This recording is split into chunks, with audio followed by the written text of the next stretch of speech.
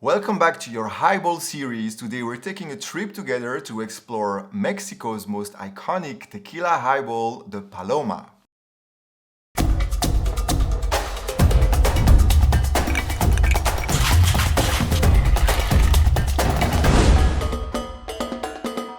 Paloma means dove in Spanish, even if the cocktail we're gonna make today has a lot more the color of a flamingo.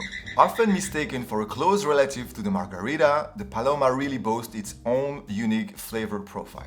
In its simplest expression, the cocktail consists of just two ingredients, your favorite tequila and grapefruit soda. It's also common to add a little squeeze of lime. So far, pretty simple, and that is the beauty of most highball recipes, and certainly those we've been exploring the last weeks on the channel.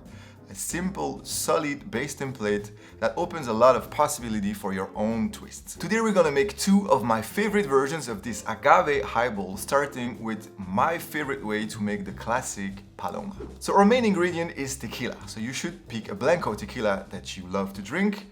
100% agave is a very good thing, and additive-free is even better. I'm gonna use arete, which I really like to mix with. If you've been following us, you know it was mentioned in our 10 essentials to start a bar, so it's also a good value where I live. Next, grapefruit soda. Pick a quality grapefruit soda with really vibrant flavors. We're also gonna use fresh grapefruit juice, pink grapefruit that is. Then you're also gonna need lime juice, freshly squeezed, and a touch of agave syrup. Optional but really recommended is saline solution, which is simply a mix of water and salt. A few drops are really gonna enhance the flavors of the cocktail. So you could shake the ingredients first, but I really like to think of this one as a very laid-back kind of cocktail that you fix for your friends on a very sunny afternoon, so we're gonna simply build it in the glass. Start with filling your glass with ice to the top, then add 1.5 ounces of your tequila, 1 ounce of pink grapefruit juice, half an ounce of lime, 1/4 ounce of agave syrup, 3 drops of saline. Give it a quick stir to incorporate everything, top with ice if necessary, and finally top with your grapefruit soda, around 2 to 3 ounces. I love to garnish this one with a simple slice of fresh grapefruit. There you have a beautiful Paloma.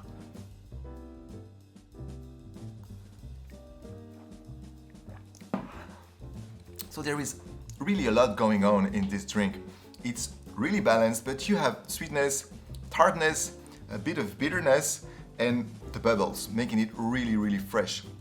The tequila is allowed to shine through the drink without being overpowering. I think the saline solution is really welcome in this one to enhance the general flavors.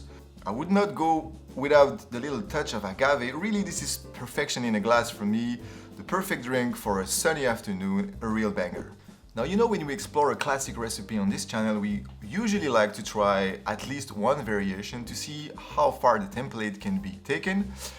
One easy twist on the Paloma is to switch tequila and mezcal, which is delicious, or making a split base between tequila and mezcal. But I wanted to make something a bit more original today. This is one of my favorite Paloma variations. Start with a highball glass filled with ice to the top. Add 1.5 ounces of your tequila, half an ounce of Campari, 1 ounce of pink grapefruit juice freshly squeezed, 3/4 ounce of lime.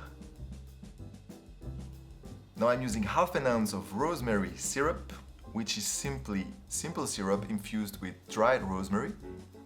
I'm gonna use saline again, 3 drops goes in the glass. Give it a quick stir and top with ice if necessary. And finally top with your grapefruit soda.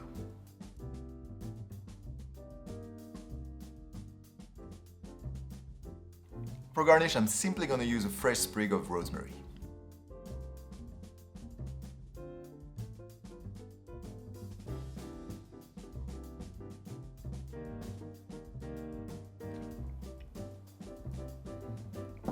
So this is basically a mashup of different recipes. The only thing we changed is we added a little bit of Campari and we swapped agave syrup for rosemary syrup. These two changes alone bring this drink in a completely different direction. You still get the spirit of the Paloma with a nice touch of bitterness from the Campari, and rosemary and grapefruit are always a good match, so that was a no-brainer. This one is a very easy way to bring a flavorful twist to your classic Paloma. So I really hope you're gonna try this one. I'm very curious to know what is your favorite variation of the Paloma. Don't hesitate to leave your recipe in the comment below. While you're there, don't forget to like and subscribe the video if you enjoyed it. Thank you very much for watching. I'll see you next week for more. Cheers!